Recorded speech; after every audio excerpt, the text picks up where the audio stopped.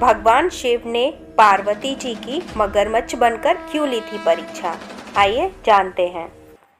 पौराणिक कथाओं के अनुसार माता पार्वती ने भगवान शिव को अपने पति के रूप में पाने के लिए सैकड़ों वर्षों तक तप किया था। उनकी तपस्या को देखकर देवताओं ने शिवजी से देवी पार्वती की मनोकामना पूरी करने की प्रार्थना की थी। इसके बाद भोलेनाथ ने सप्तर्षियों को पार्वती जी की परीक्षा लेने के लिए भेजा। सप्त ऋषि माता पार्वती की परीक्षा लेने के लिए पहुंच गए और उन्होंने माता पार्वती को भगवान शंकर के अनेकों अवगुणों के बारे में बताया और भगवान शिव से विवाह न करने को कहा। लेकिन पार्वती माता अपने निर्णय से टस से मस नहीं हुई। ये देखते हुए भोलेनाथ ने माता पार्वती की परीक्षा लेने का निर्णय लिया। शिवजी ने एक योजना बनाई।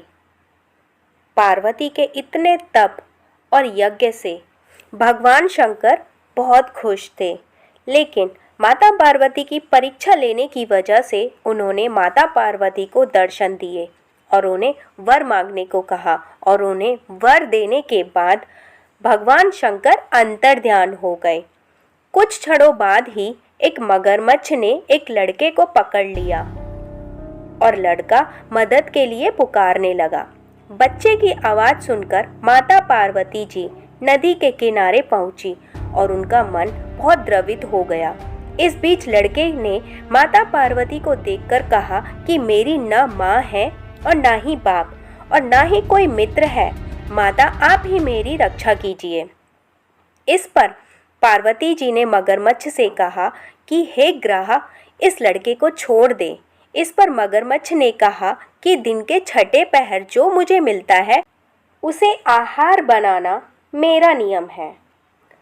पार्वती जी के विनती करने पर मगरमच्छ ने लड़के को छोड़ने के बदले में पार्वती जी के तप से प्राप्त वरदान का पुण्य फल मांग लिया।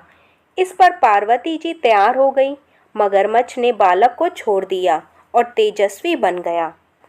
अपने तप का फल दान करने के बाद पार्वती जी ने बालक को बचा लिया और एक बार फिर भोलेनाथ को प्रसन्न करने के लिए तप करने बैठ गई। इस पर भोलेनाथ दोबारा प्रकट हुए और पूछा कि तुम अब क्यों तप कर रही हो?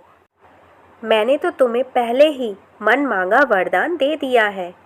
इस पर पार्वती जी ने अपने तप का फल दान करने की बात कही।